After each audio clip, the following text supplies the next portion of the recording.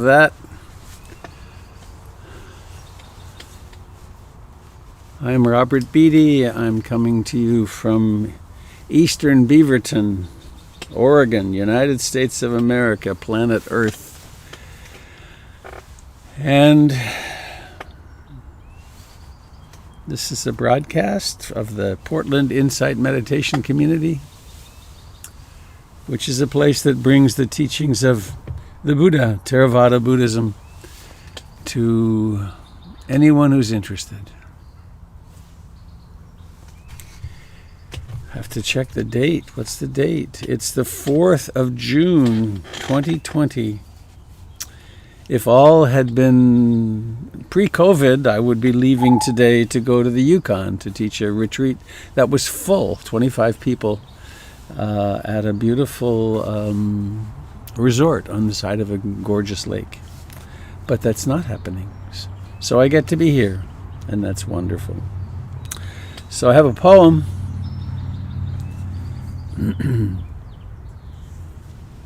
Perhaps beautifully fitting for the moment. Thomas Aquinas. I said to God, "Let me love you." And he replied, traditional, the white God with the long hair guy. And he replied, "Which part?" All of you, I said. "My dear," God spoke, "you are a mouse wanting to impregnate a tiger who is not even in heat. It is a feat way beyond your courage and strength. You would run from me if I removed my mask." I said again to God, "Beloved, I need to love you, every aspect, every pore." And this time God said, "There is a hideous blemish on my body.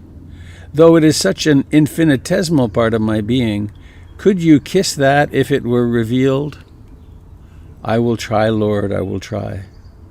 And then God said, "That blemish is all the hatred and cruelty in this world." I said to God, "Let me love you." And he replied, "Which part?" All of you, I said. "My dear," God spoke, "you are as a mouse wanting to impregnate a tiger who is not even in heat. It is a feat way beyond your courage and strength. You would run from me if I removed my mask." I said to God again, "Beloved, I need to love you, every aspect, every pore." And this time God said, "There is a hideous blemish on my body, though it is such an infinitesimal part of my being. Could you kiss that if it were revealed?" "I will try, Lord, I will try."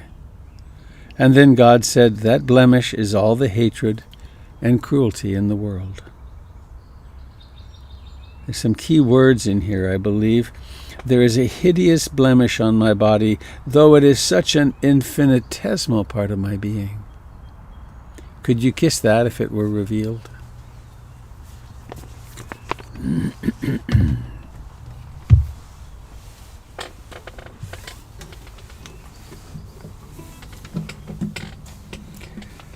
How to strengthen ourselves, how to develop a heart and mind that can face into the way the world is in its dark side. One way, time-honored, is refuge in the Buddha, Dharma, and Sangha.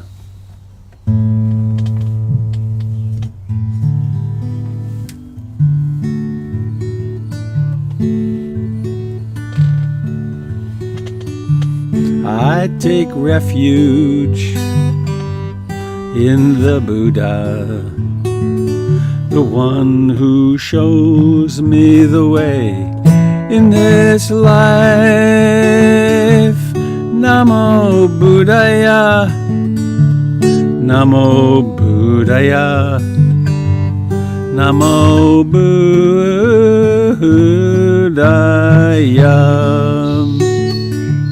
I take refuge in the Dharma, the way of understanding and love.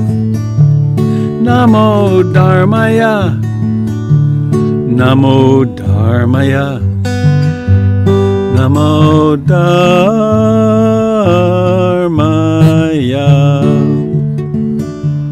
I take refuge in the Sangha, the community of mindful harmony. Namo Sangaya, Namo Sangaya, Namo Sangaya.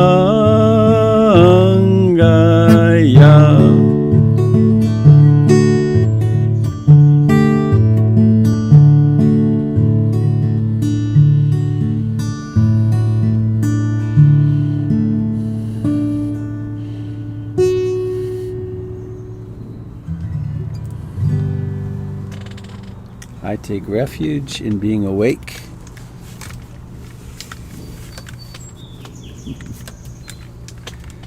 In what is discovered when awake, the truths of impermanence, dukkha, anatta, the truth that we actually are, we really truly do belong here, we are the world. And the Sangha, the community of practice, the community of life, and the community of practitioners down through time who have actually discovered the way to being loving and compassionate and awake, being brave, standing up for what's important to stand up for.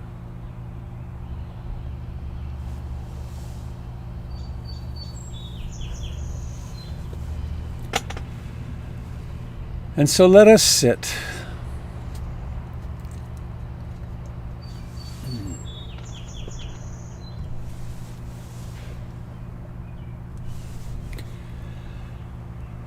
Let us sit right here, right now. For most of us, it's the beginning of a new day.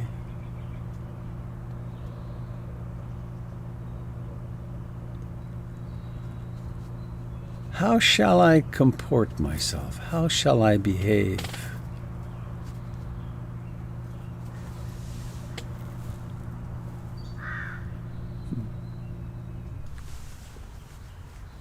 Why not make the intention to be present for whatever arises?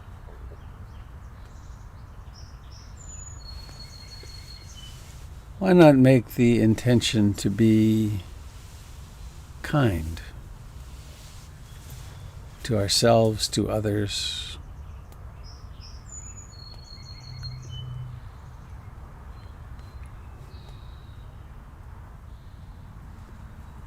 And fundamentally, why not make the intention, form the intention, embrace the intention to be right here in the present moment?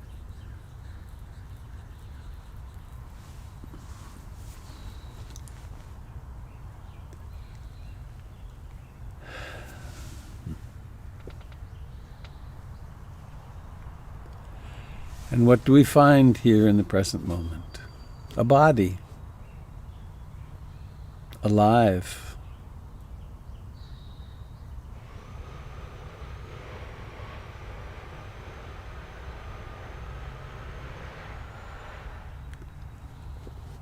hearing,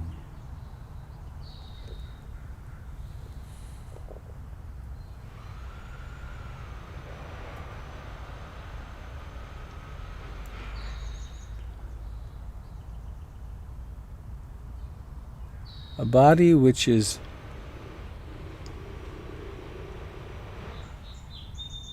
nothing but sensations. Everywhere awareness lands.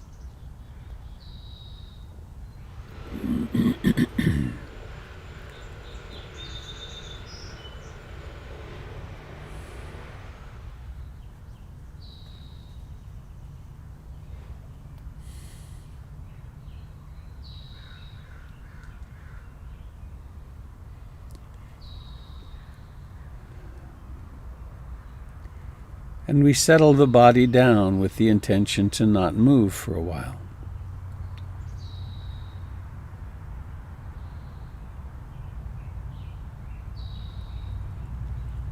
And settling down the body makes the movements of mind more obvious, and then the mind too begins to settle down.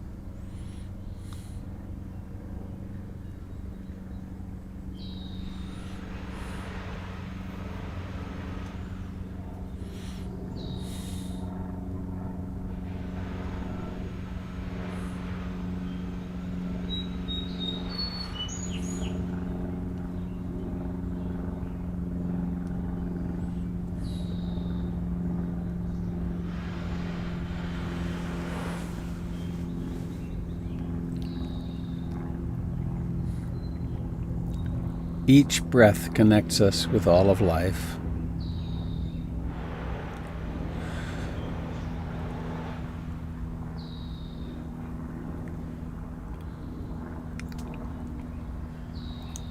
And we can develop a mind which is attentive to the very first beginning, the first inkling of the breath about to come into being. We can stay with that breath, the sensations of in-breathing all the way to fullness, all the way to declining, to disappearing.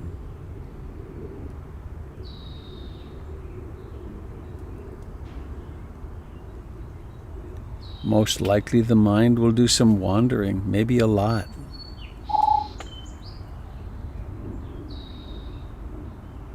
And that too we simply notice.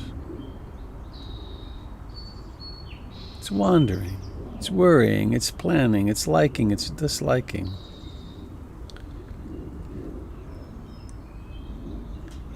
There is this mysterious capacity of knowing that those events are occurring, and neither resisting them nor diving into them. Simply observing their arising and passing away.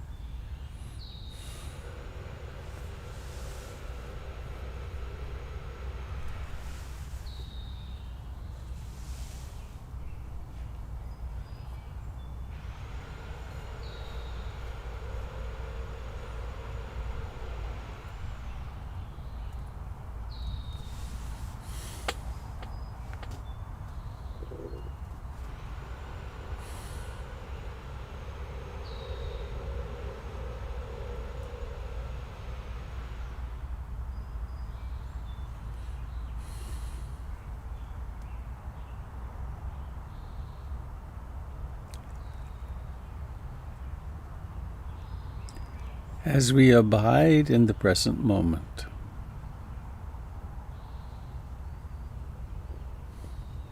And attune awareness to the simplicity of breathing in and breathing out.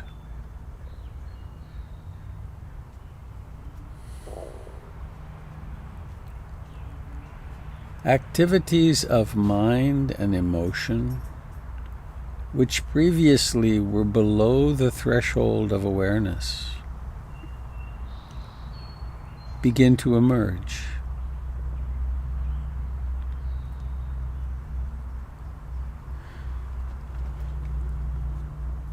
We notice thoughts that used to be unseen, unnoticed, taken at face value.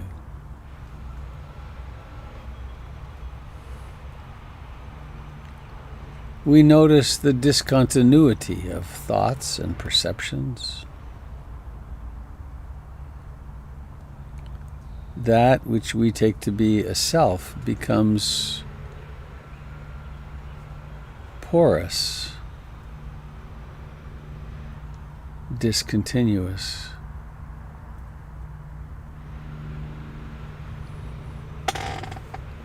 Moods that we thought were just who we are become objects of observation. Reflexes of mind and speech become apparent.